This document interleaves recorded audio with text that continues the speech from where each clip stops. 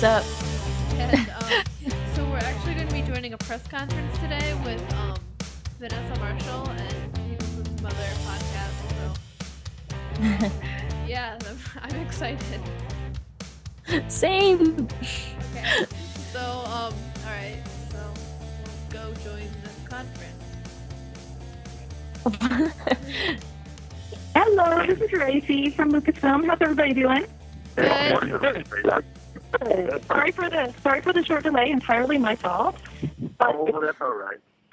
But if everybody's ready, thank you.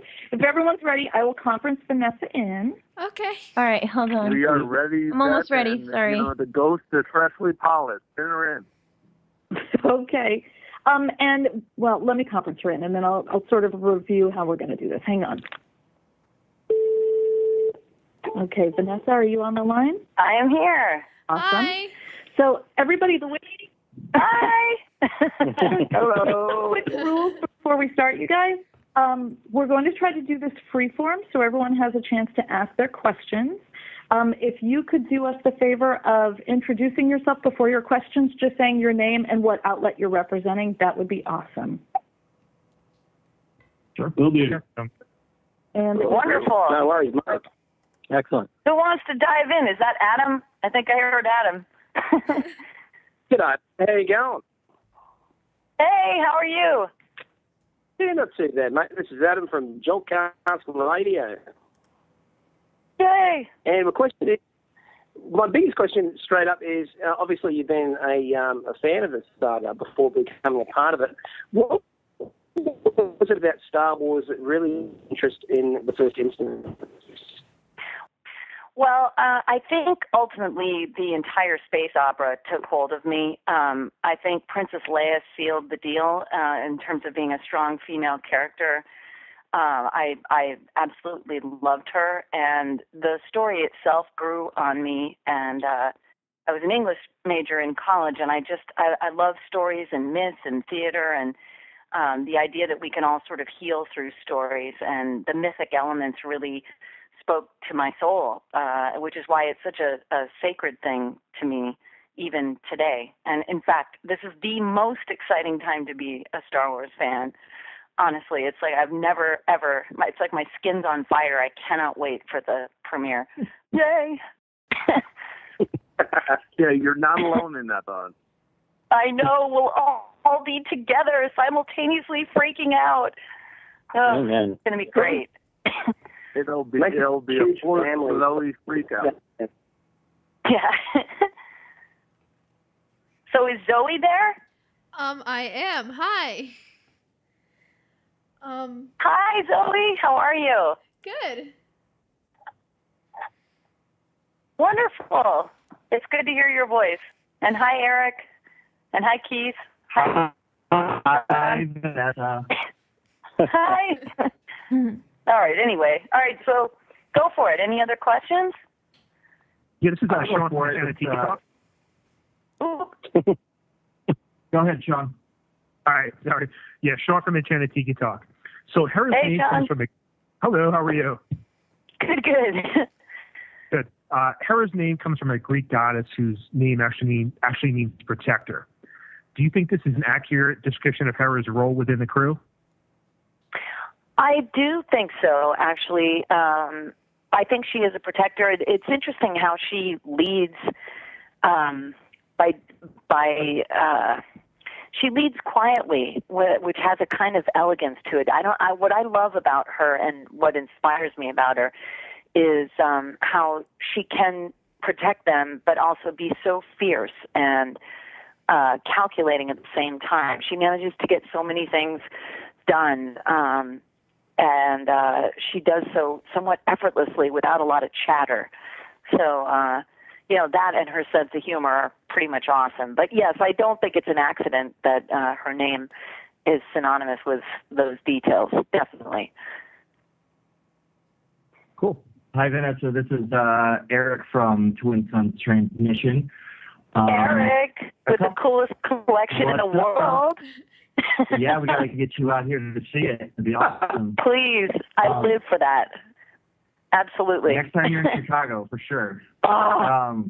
Done and done. A couple of weeks ago, all right, perfect. A couple of weeks ago, I was talking with Dave Filoni out at Rancho Obi-Wan, and it was just kind of a casual conversation, and we got into discussing pilots. And so I was asking him, who's a better pilot, Han Solo or Hera? And Dave basically ended up saying, well, Han is better at speed and maneuverability, but Hera's better at combat. Now, after seeing last night's episode, Wings of the Master, it's basically like Hera can't do anything wrong as a pilot. Now, how do you feel about Dave's assessment of Hera's pilot skill? Well, look, okay, I think Han is a better pilot, personally. And I think she did a fine job last night, and that's wonderful. But I sort of bow down to Han Solo, and I kind of think Hera would too. That's interesting that Han wouldn't be quite so versed in battle as perhaps Hera might. But I remember before I went to Dragon Con, I asked Pablo Hidalgo what he thought, between the two of them, who was better. And we were, comparing their ships and stuff like that. And he said that as far as doing the Kessel run, she would do respectable time, but never 12 parsecs. So, I take that from Pablo Hidalgo, and I'll go with what he said. Han is a faster pilot. Cool. Well, at least you're comparable. That's good. Yeah. Yeah, well, he said I would do a good enough job. However, Han would definitely have her beat. So, what he said. All right, thank you. Yeah. Hey, Vanessa, this is Chris and Joe from Brews and Blasters. How you doing? Hey, how you doing? We're doing fantastic. Thank you so much for taking the time. Yeah, thank you. Oh, yeah. So, first of all, just wanted to congratulate you on such an amazing episode last night. Wings of the Masters was probably our favorite episode to date. And, wow. Largely in, response to your performance. And I was just kind of wondering if there was any sort of direction that Dave gave you going into this episode that might have informed, your performance, especially, some of the longer sequences that you had, when you were speaking with the character Quarry and so on. Well, what's interesting is my father is actually a pilot, and he was in the Air Force, and he learned how to fly an open cockpit biplane, and he does aerobatics. And so I've hung out with him and also his pilot friends, and they have the same ideology and worldview that Hera espouses in that one monologue. My dad very much feels the same way, that he always wants to be up in the air, and there's a reverence for that level of perspective. And so I kind of brought that area of my own. Have you heard anything? What did people think? I never keep track of these things. And I said, well, yeah, it seems like everyone liked it. And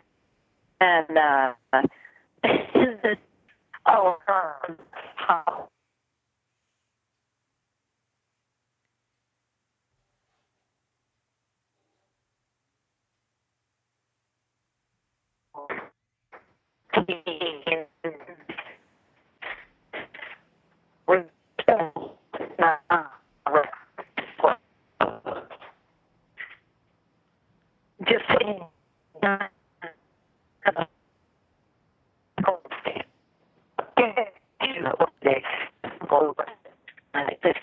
quarry hanger and all that stuff. So we actually didn't talk about much prior to it. He really trusts us to kind of do our thing, and if we mess up, then he'll come in and say this or that. But he really trusts our instincts. And there's, as I was talking about the way Hera leads sort of silently and gets great things done, Dave, I find, is the same way. He would rather me tell you that he's a taskmaster and a beast, but I think it takes, I think it was Lao Tzu who espoused that which is brittle breaks, and that there's power in yielding. And I think true leaders really understand what it means to allow people to be sort of where they are and who they are, and trust that, rather than get in and control and manipulate. So I think we both sort of met somewhere in the middle of our life experiences and co-created what you heard. Somewhat unwittingly, I didn't know about his uncle, but that made a lot of sense to me, that he knew it enough to write it, and I knew enough about it to say it from my heart. And I actually dedicated the performance to my dad. And it meant a lot when he called me last night and said how much he enjoyed it. That really touched my heart. So that's absolutely amazing. Really, thank you so much. That's so amazing. I love my dad. I really do. I love my dad so much. He's awesome. Anyway, absolutely nailed the episode. Thank you so much. Oh, thank you. I'm so glad to hear that. Thank you. Hey, Vanessa. Hey. Chris. Oh, sorry. I was trying to. Yeah, go ahead. This is Chris, also from Bruiser Blasters and the Collector's Hut. And I just want to say that you're doing such a great job, and every episode keeps on getting better and better. And, thank you. Yeah, no problem. Thank you. And I love how there's so much of you in Hera. I feel like you're a real life Hera. And with that being said, did that make it easier for you to get into character? Yeah, I think who was I talking to the other day, and I was saying that I think having had the experience of flight with my father, having the training in martial arts since, I think I've been doing that since 1998, but I've done like Aikido Jiu-Jitsu and MMA training and straight boxing, and there is such a chess game that goes on in the sport of boxing that I think learning how to survive in a ring kind of prepared me emotionally to simply stand in front of the microphone and be her. I think all things sort of came together at once. My love of Star Wars and my own life experiences that are very similar to hers in a way. I personally plugged into some elements within the Rebel Alliance and their fight for those who are suffering. I sort of plugged into elements that are going on in our modern culture. I made it very specific in terms of how much I care about those things, and everything seemed to work out. I told you, or I've said in other interviews, that I didn't know what the script was when we were auditioning it, but it felt so much like Star Wars to me that I pretended it was Star Wars because I know that so well. And luckily, it in fact was Star Wars. And I sort of hit the nail on the head. And so it was kind of a glorious, beautiful accident. And really the best thing that's ever happened to me in my entire life. So. That's awesome. Well, I mean, honestly, your performance is so, it's really on point. It's perfect. You're like a natural leader. Well, I really appreciate that. Thank you. Hey, Hi, Vanessa. This is Kyle from. This is Kyle from Ghost Transmission. This season seems like everybody's kind of getting their character moments, and you guys are really getting to know your characters. What has it been like for you and you guys working as a cast to really get more into the characters, and how's it brought you both together? And I wanted to follow up. I had a conversation with you in DragonCon. I just want to make sure you got your Hootie Rebels T-shirt. Yes, I did. In fact, I tweeted a picture today of some members of the cast because I didn't see everyone at the same time, but if you look on my Twitter feed, I did get my Fruity Rebel shirt, and so did everyone, and we love them. We are thrilled. They're so great. Yeah, Crystal's amazing. What a brilliant artist. Yeah. So, yeah, thank you. Hi, Vanessa. Oh, yeah. Go ahead. Hi, Vanessa. It's Dave Senden with Red Pot Ghost Transmissions. I just want to say the episode last night was fantastic. And, you know, probably the best episode I've seen so far this season. Wow, thank you. You know, to say that right up on par with Big Daddy Vader is saying a lot. Oh, wow. That's awesome. Yeah, I know, right? Thank you. I'll say this. When you were having the moment when you were talking to Tori and talking Hera's past, how much of, I don't know, maybe a particular Ryloth Clone Wars arc, how much of that informed what your performance would be? Well, you know, in season 1 of the Clone Wars, we obviously get a pretty close-up look at exactly how the Empire is maligning that particular culture. And I think she grew up with Chom Syndulla as her father, very close to a lot of the action. I think most of the battle was on the ground, and it's interesting that she, you know, eventually came to be a pilot. But I'll tell you, for my own personal research, and I do love to sort of see things again and again to really study the nuances, I went back and rewatched that arc in season 1 of the Clone Wars, and it very much informed my performance. And I, like everyone else, thought, oh my gosh, maybe Hera's Numa, the little girl that they find, the little Twi'lek, and obviously that is not Hera, but but Hera was nearby, and so I think having grown up in that culture, I think it very much informed her values, as she said, and we'll learn more about why specifically she left her family to, you know, fight bigger battles, I guess. Well, as I the put season that goes on. particular thing right up there with when Kanan had his note down of, you know, the clones, and you don't know, you weren't there. Yeah. Taking Ezra back. Oof. Yeah. Yeah. So I'm That's like, some heavy stuff. Both Yeah. you and Freddie for those. Aw, yeah. Freddie's amazing. Man, he is just so funny. I watched that episode and I emailed him and I was like, the co-irritating line killed me. You know? I want to be a co-pilot. You two are co-irritating me right now. Oh, that was classic. And then my second favorite, or maybe even my first, was never get between a Mando and a weapons package. I was like, oh, God, I love Sabine. She's so wonderful. Anyway. Oh, yeah. We love all of these characters. Yeah. So, Hi, Zoe?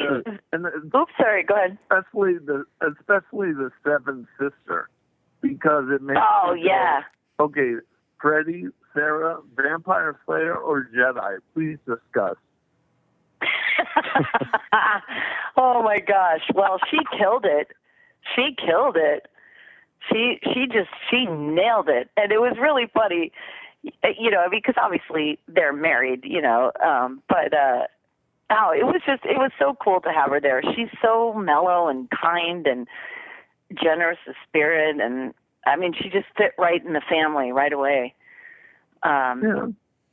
There wasn't a trace of vampire as far as I could tell. I don't know that she'd be a Jedi. I think she'd probably be more Sith, but at least in my own personal canon viewing, I can count Buffy as canon. There you go. It's just like an Elseworld version canon. Nice. That's awesome. Hey, Vanessa. This is Rick with Lining Up Presents Q&A. Hey, how you doing? Hey there. Good, thanks. You know, kind of following up with those last couple conversations there. I had heard that from an interview with Freddie that he had some surgery while you guys, or right before you guys started doing your recording, and that apparently Sarah did an awful lot of Freddie's voice for some of your group sessions. I was just kind of curious what that was like for you guys. Oh, that's right. She did, actually. Yeah, she did a pretty good imitation of him, as a matter of fact. Yeah, sometimes they scratch the lines, as placeholders, or they, just to help the actors interact with one another. And she pretty much nailed his swagger. That was awesome. I forgot she did that. I was curious how it worked because, I know that you guys do that group recording session, which obviously adds a real dynamic to your performances. And sure. While she obviously knows Freddie backwards and forwards, I was curious how that impacted the performances at all. Oh, we just had a good time. I mean, she was mocking him. I think he had hurt his neck, probably doing his jiu-jitsu or something, really noble and manly. But apparently what did him in was he turned some weird way in the shower. And she was just like, oh, man, I mean, come on. She was sort of mocking him. We were like, he's having major surgery. Let's go easy on the guy. But she was that was my follow-up there was that were you sparring with Freddie, and that's how he got hurt. Oh, yeah, right. No, that guy would choke me out in 2 seconds. That dude is no joke. Blackbelt.gov. That guy, forget about it, dude. He doesn't even have time to fight you. He'll just choke you. I mean, he doesn't even dirty. I come in there and my hands are all bruised from boxing, and I mean, I look like I get into it. My hands are not looking very graceful and feminine at the moment. I look like I beat the crap out of a bag. And Freddie he makes fun of me. He's like, why are you doing that? Why are you doing that? Dude, I'm boxing. He's like, oh, God, just choke people out, Vanessa. And I look at him I don't really think there's a lot of cardio in choking people out. I'm doing it for my health as well. So, anyway. That's great. But yeah, that guy has so much power. It's amazing. I mean, he really is a Jedi. And guess what? Today, he brought fresh apple pie. How cool is this guy? I saw him baking that. How cool is that guy? I mean, he can choke someone out and bake. What? Freddie rocks. So he's running the kitchen on the Ghost then, huh? Oh, he is so awesome. And he has a cookbook coming out, and I keep begging him. I want a copy now. I love to cook also. I don't bring apple pies anywhere, but, Anyway. That's great. Thank you. Hi, Vanessa. This is Alan from Enchanted Tiki Talk. Hey, how you doing? I'm good. Hope you are.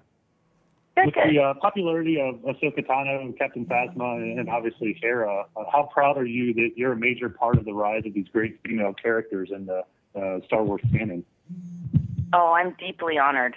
Deeply honored. And, I think Sabine is right up in there. Many of these female characters, even the Seventh Sister, a lot of them, and more to come. Like I said originally, it's such an exciting time to be a Star Wars fan, but I've said before that at this point in the narrative, the Empire is oppressing so many people of so many races that actually gender is somewhat irrelevant, which is kind of refreshing. It doesn't matter. It's either you're in the Rebel Alliance or, you're an Imperial enthusiast. There's no in between, and what race and what gender you are is. Can you use a blaster is a better question, or do you have a connection with we need fuel and we need food. How can you help us? But so it's an interesting time where it really doesn't matter about gender. But when that falls away, these really cool people, these great characters come forward that are interesting. They're all equally interesting, male and female. But yes, it's a absolute honor to be among them for sure. Absolutely. So is Zoe there? I am. This is Zoe from Star Wars. Hey, Zoe. Hi. So like. Hi. What's your question? Like, how do you feel about the growing prevalence of females in the Star Wars fandom? In the fandom or in the saga? In the fandom. In the fandom. Oh, how do I feel about it? It's awesome. It's fantastic. No less. Yeah, I think it's wonderful. I adore Ashley Eckstein, and I'm so grateful that she created her universe, because now I don't have to go to Target and get boys' shirts anymore. I still go to Target because that's just going to happen. I love me some Target, but it's really nice to be able to have all these different fashion options that, I don't like criticize anyone for thinking that girls don't like this stuff. I don't really care. The point is that we are consumers, fangirls, and I think that message is getting across. I've seen a lot of commercials on television with regard to Star Wars fan gear, clothes, all sorts of things that include a lot of younger girls, and it's so wonderful to see that, because this saga really does appeal to people of all ages and, every gender. So I think it's fantastic. And I think someone asked if I was a sci-fi fan in general. And I said yes, but what I love about Star Wars is that there's sort of this instantaneous family feeling, as if I've known people all their lives. I can't explain it, but I see a dude in a Millennium Falcon shirt, and I make about 12 million assumptions about this person, and I have no problem walking right up to him and high-fiving him and going, dude, can you even wait for December 18th? Like, A follow-up question. And anyway, so I love that we can all do that together, and definitely that there are more fangirls out there. So it's great. Like a follow-up question, I guess, is like, do you think you're becoming a leader in the movement of making girls in the fandom more noticed? Oh, I don't know about that. I think I'm alongside, because that's what's cool about this, is like, I don't think we're all in this together, I mean, I don't think anyone's leading it. If anyone's leading it, I would say Ashley Eckstein is definitely killing it in terms of uniting us. When she says, that we can, be who we are and live our dream and this and that, and, she's giving us permission to just let it all live, Yeah. I think she's definitely leading the way with, she's getting all kinds of other stuff from Marvel, and, what does she say? Dream your world, be your world, flaunt your world. I mean, my goodness. She's just such a beautiful person inside and out. I mean, I adore Ahsoka. I cried when I met Ashley because I had to, fangirl out for a minute because I just couldn't help it. And I'm embarrassed, and a lot of people make fun of me. But, dude, she's Ahsoka. Come on, man. Exactly. But once I got past that, and she's so kind. She brought us all sweatshirts to the record session, and she's just such a lovely person that I would tip my hat to her and thank her for how she is leading the way for all of us.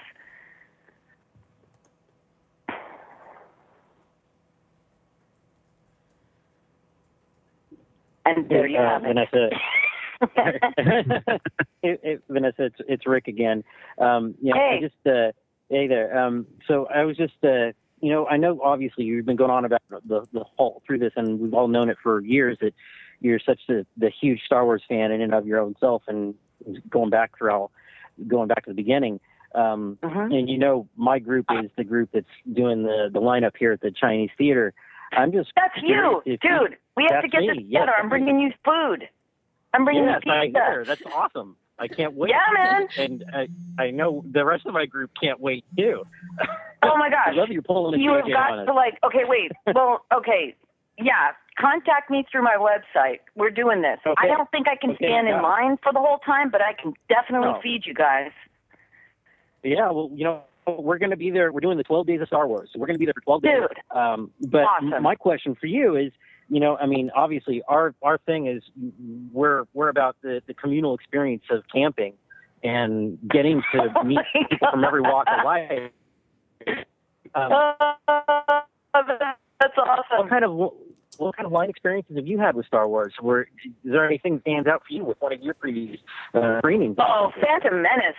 Yeah, Phantom Menace. I think I might have seen like a 4 a.m. showing the first night, and we stood in line what felt like forever. I mean, they basically just played Phantom Menace around the clock. Yeah, and, I remember. I was there. yeah. Well, then maybe we were in line together. This is all gonna. This is such a beautiful thing. It's full circle. It does. Yeah, it's interesting. I had a boyfriend at the time, and he was 6'7", and I would always call him Chewbacca, just because that's for me a term of affection. And I wanted to fully have a Star Wars wedding with him. It never panned out, but anyway, we stood in line together. He was so Star Wars awesome. wedding. I mean. Oh, it was great because he totally got the whole Star Wars, my collection, and you don't need to explain these things. You talk about that in Star Wars weddings and everything else, and with each of the prequel lines, each line actually had a couple meet and eventually get married. So it truly is like the ultimate nerd dating service. Wow! Yeah. All right. I'll have to stop by there. International couples. Yeah, most were international couples too. We actually had what from because everyone comes to the Chinese. We have people from all over the world coming to join us. Yeah, I know. I couldn't get tickets to the Chinese. Well, we'll have to sort this out because we should have talked sooner, I guess. Yeah, we'll work it out. Yeah. We'll figure something Absolutely. out. Yeah, I know I'll be there within the 12-day period for sure. And we're launching our line on December 5th. So that's our big December 5th. Okay. Got it. The theater is doing the whole thing. We're launching at noon. Oh, I'm so excited. Okay, cool. Yeah. This is great. Hey, Vanessa, go ahead. Hi, I'm Lizzy. I'm with Zoe on Star Wars Geek Girl. Hi. Hi. I wanted to ask Hera, Vanessa, would you agree with us when we say Hera and Kanan are space married? You'd have to ask Dave Filoni. I'm not sure. I mean, if space married means you're living in the same space and you're trying to fight an intergalactic war and you guys know each other really well, so well that you kind of can yell at each other or hug each other goodnight, and there's a level of familiarity that is really, really sort of close and intimate, but there's not really a lot of time for that because people are dying, then maybe they're space married. There's a lot going on, I mean, maybe if, after the Death Star blows up, maybe they might go out to dinner. But we have a long way to go between where we are now on the Ghost and getting Princess Leia that information so that we can ultimately destroy the Death Star. So there's a lot of road to travel. Don't vacation on Alderaan. Sorry, say that again. Just make sure the two don't vacation on Alderaan. Yeah, there you go. Yeah. Oh, bummer. Yeah.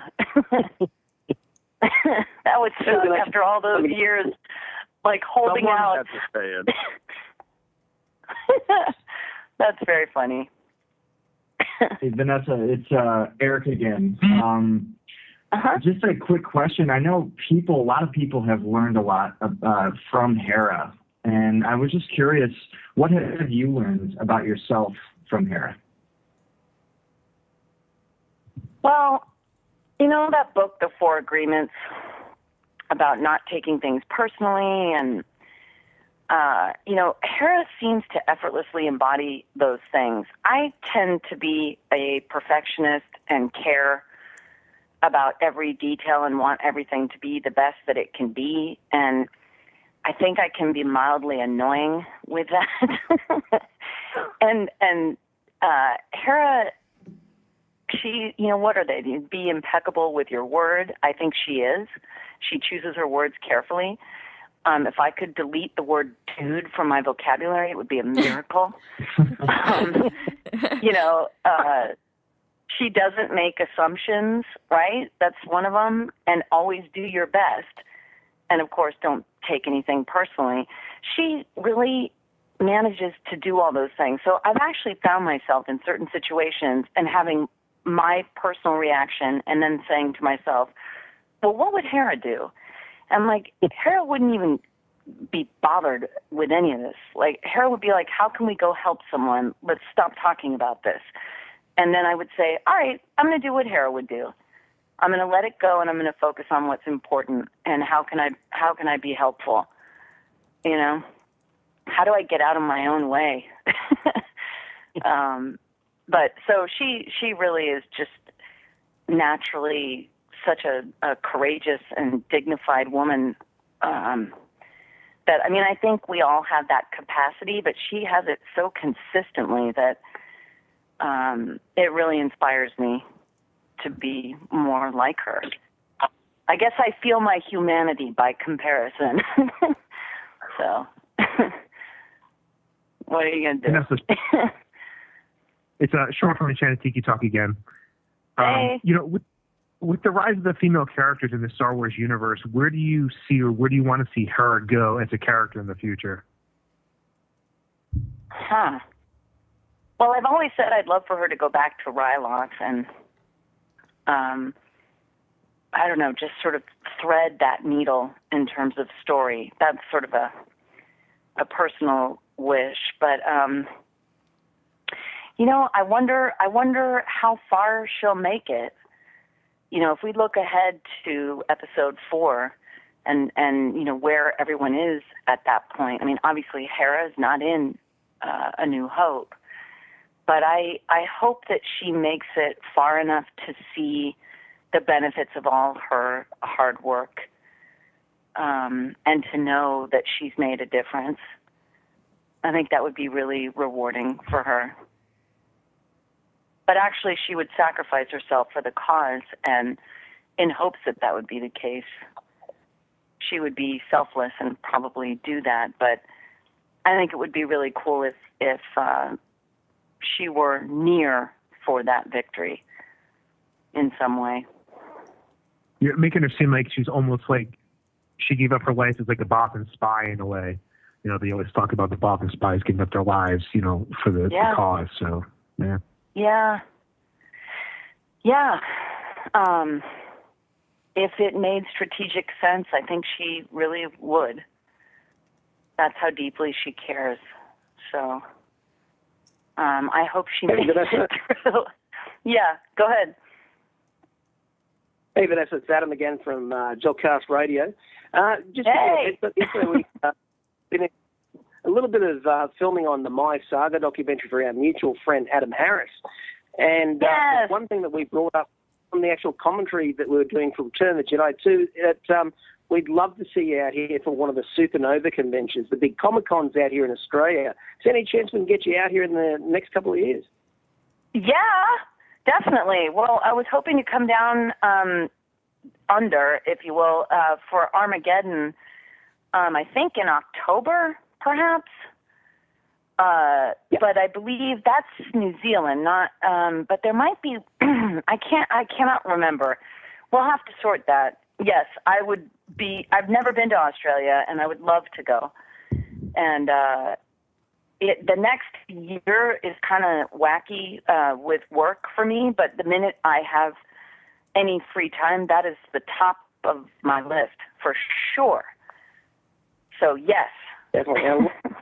Lots out here eager to see you and supporting you, and definitely for also the fangirl call as well. Yes, that's awesome. Yes. Hey, So, Vanessa. Adam, any chance you want to fly here to Man's Chinese? join the international crew. We've got other Aussies there.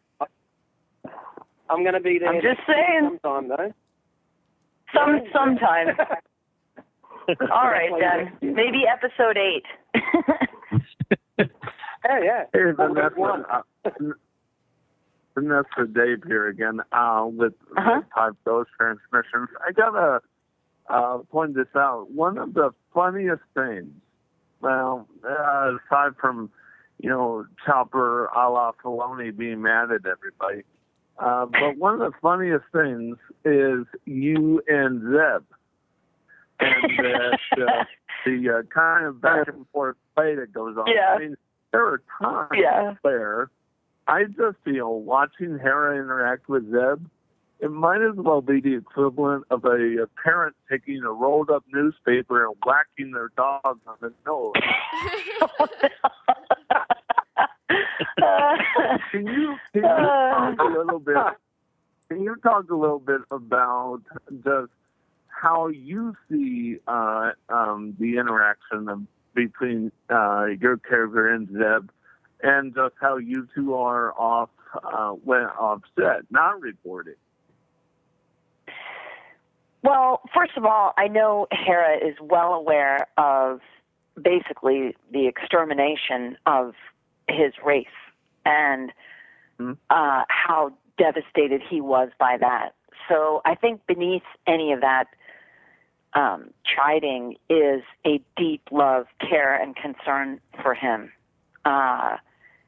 She's all about justice, and I think she sort of scoops him up not only because of his strengths. Sabine has all the munitions expertise, and Zeb kind of has the muscle because he loves to sort of bash those bucket heads together. Right? But But I think it's interesting. I think that their relationship is so close that they can snap at each other. I mean, I don't know if you have a brother or a sister or a cousin or something. You guys can sort of speak in a vernacular that's sort of swift and might be mildly cutting, but you guys love each other and you don't mean anything by it. Oh, yes. Yeah. So, I mean, and that's so Star Wars, too, the way... Princess Leia, get this walking carpet out of my way. There's a lot going on, but I don't think she doesn't mean to really hurt Chewbacca's feelings at that point. But yeah, I think she can do that because Zeb can take it. And at the end of the day, he has a lot of heart, and he is someone that she cares very much about, and sort of seeing that at least he has a family now. So. Wow. I love Zeb. I love Zeb. I'm still holding out hope that Zeb and the Gungans will meet one day. Nice. I like it. I like how you think. Zeb. Let's do this. Come on, let's do it. The Lasats and the Gungans. Beautiful. Hi, Vanessa. It's Kyle again from. Okay, go ahead, Cal. Rebels has become such a almost something that's joined the generations of Star Wars together. What does it feel like to be kind of glue that's putting the pieces from Clone Wars to the original trilogy together and kind of bridging the gap between those generations? Oh, of course, it's an honor. I've always been curious about the Rebel Alliance and the lives that were at stake and lives lost, and sort of how we went from Order 66 to, Princess Leia putting those orders in R2-D2. I've always been curious about exactly how that came to pass. And so for me, the Clone Wars really filled out, if anything, or perhaps primarily Anakin's character. And I'm really interested to see Darth Vader at this point, because, they sort of put him down about his sorcery and what have you. But this is an interesting transition time for him as well. But yeah, it's really rewarding to be involved in this particular portion of the narrative for all those reasons. And I hope that I can, for fans like myself, I hope that I can elucidate things the way the Clone Wars really, really deepened my understanding of the characters that, grew into sort of villains or heroes as the story went on. So it's pretty cool. You guys, this is time for one more question. Hey, Vanessa, this is a... The young lady can go. Thank you. I'm Lizzy again. So I wanted to ask, who do you think on the Ghost Crew deserves the hug the most? Wow, that's a great question. Initially I would say Hera, but maybe Chopper. Chopper gets knocked around a lot. That poor kid, everyone kind of... I mean, I know he can be a bit of a jerk, but yeah, people kind of kick him around a little bit. He gets all the grunt work. And the reason I would say Hera is because she is so focused on the tasks at hand that she kind of needs to mellow out a little sometimes. Calm down. You know what I mean? Like I wonder what that would look like for her. It's just not in her DNA to be like, oh, I'm just going to watch TV tonight. She's just all about the solution, right? I'm just going to play a game of sabacc and kick back. I don't really see that happening. It might be nice to just kind of take her aside and say, Hera, put your leg coup up. Like, just relax for a minute, girl. But I don't think she needs one emotionally, as if she, is just crestfallen and needs a hug. I think Chopper probably could do with a hug. He wouldn't accept it, of course, but that's a great question. That's an awesome question to end on. Yay! Thank you so much for your time. Yeah, thank you so much, you guys. And you can reach me through my website if you want, the VanessaMarshall.com, to follow up with any of the things that we talked about. And, the contact info is on there. So thank you so much, you guys. I'm so grateful that we could all talk, and I look forward to talking more in the future because there'll be so much more to discuss. Thank you. Thanks, Vanessa. You got it. Thank you. Thank you. Thank you. Thanks. Thanks, everybody. All righty. Take care, you guys. Have a good night. Thank you. You too. All right. Thank you. Bye. Bye. Bye-bye. Bye.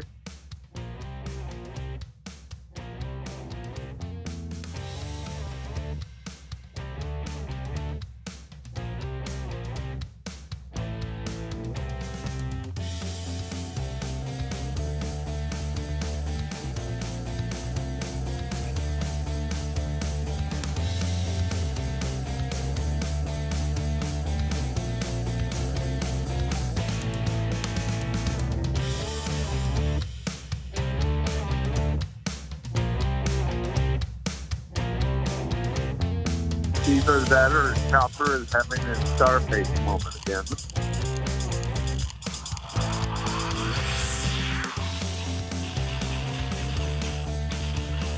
I do think Chopper needs a hug. I mean, after last week, man, that dude's ornery. I think Kanan needs a hug, especially after the Lost Commanders.